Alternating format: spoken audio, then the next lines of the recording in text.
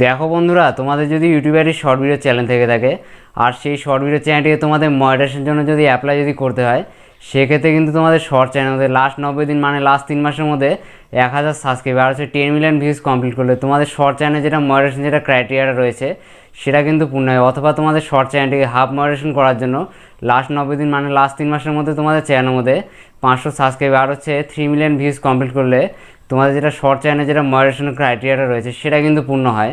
তারপরে তোমাদের যদি আর এই লং ভিডিও চ্যানেল থেকে থাকে আর সেই লং ভিডিও চ্যানেলটিকে তোমাদের মনিটাইজেশনের জন্য যদি অ্যাপ্লাই যদি করতে হয়, সেক্ষেত্রে কিন্তু তোমাদের লং ভিডিও চ্যানেলের মধ্যে লাস্ট 365 দিন মানে লাস্ট এক বছরের মধ্যে 1000 সাবস্ক্রাইবার আর হচ্ছে 4000 ঘন্টা ওয়াচ টাইম যদি পূর্ণ যদি করতে পারো, তাহলে তোমাদের লং ভিডিও চ্যানেলে মনিটাইজেশন যেটা ক্রাইটেরিয়াটা রয়েছে সেটা কিন্তু পূর্ণ হয়।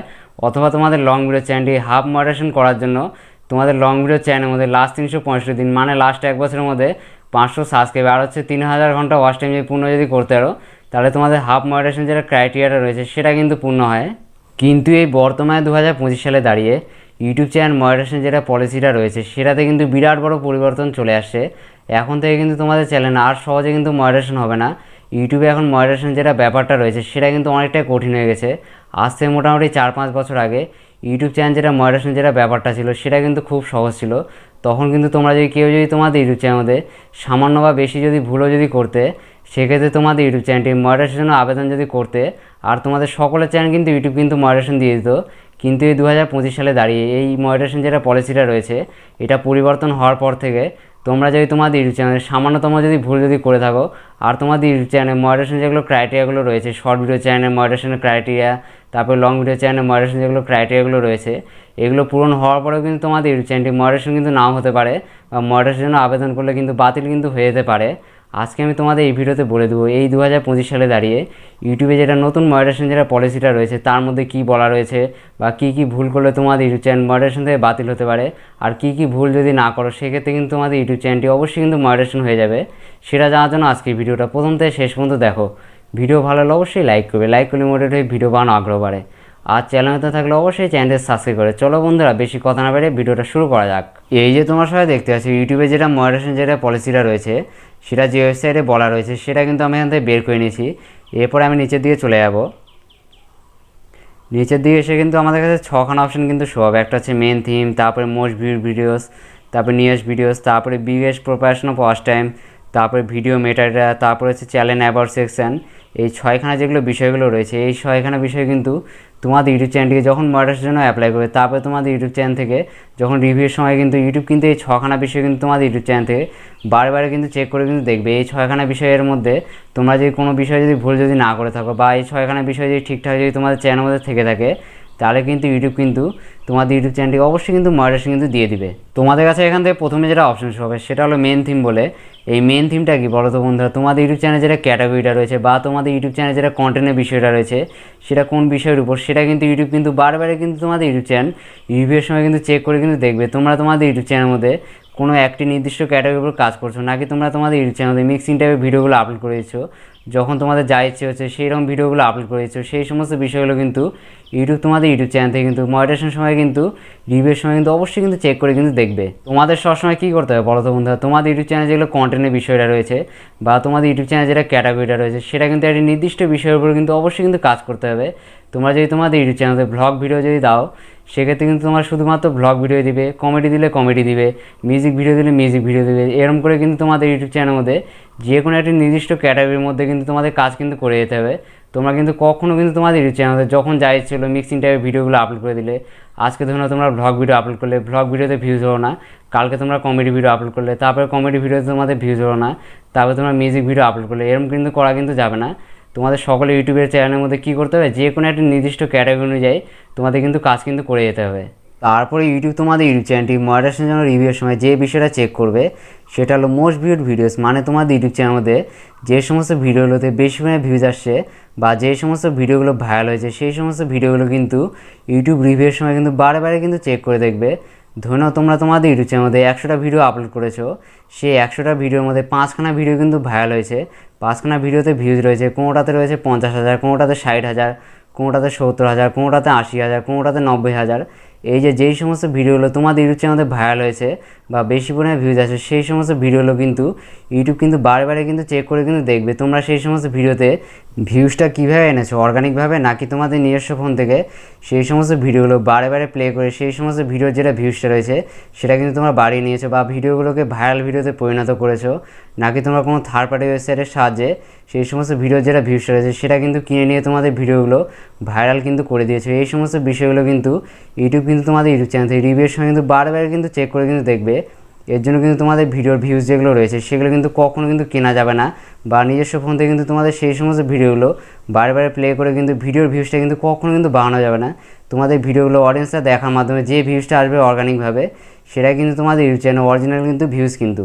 তারপরে তোমাদের ইউটিউব চ্যানেল থেকে ইউটিউব রিভিউয়ের সময় যে বিষয়টা চেক করবে সেটা হলো নিউয়েস্ট ভিডিওস, মানে তোমাদের ইউটিউব চ্যানেলটি আজকে ধরো মডারেশনের জন্য পাঠালে আজ থেকে মোটামুটি 1 মাস আগে তোমরা যে সমস্ত ভিডিওগুলো আপলোড করেছো লেটেস্ট ভিডিওগুলো সেই সমস্ত ভিডিওগুলো কিন্তু ইউটিউব রিভিউয়ের সময় কিন্তু বারে কিন্তু চেক করে কিন্তু দেখবে তোমরা সেই সমস্ত নিউয়েস্ট ভিডিওগুলোতে কীভাবে ভিউজ টেনেছো, অর্গানিকভাবে নাকি তোমাদের নিজস্ব ফোন থেকে সেই সমস্ত ভিডিওগুলোকে বারে প্লে করার মাধ্যমে সেই সমস্ত ভিডিওগুলোতে ভিউজ এনেছো, নাকি তোমরা কোনো থার্ড পার্টি ওয়েবসাইটের মাধ্যমে টাকা দিয়ে সেই সমস্ত ভিডিওগুলোতে ভিউজ কিন্তু তোমরা বাড়িয়ে নিয়েছো।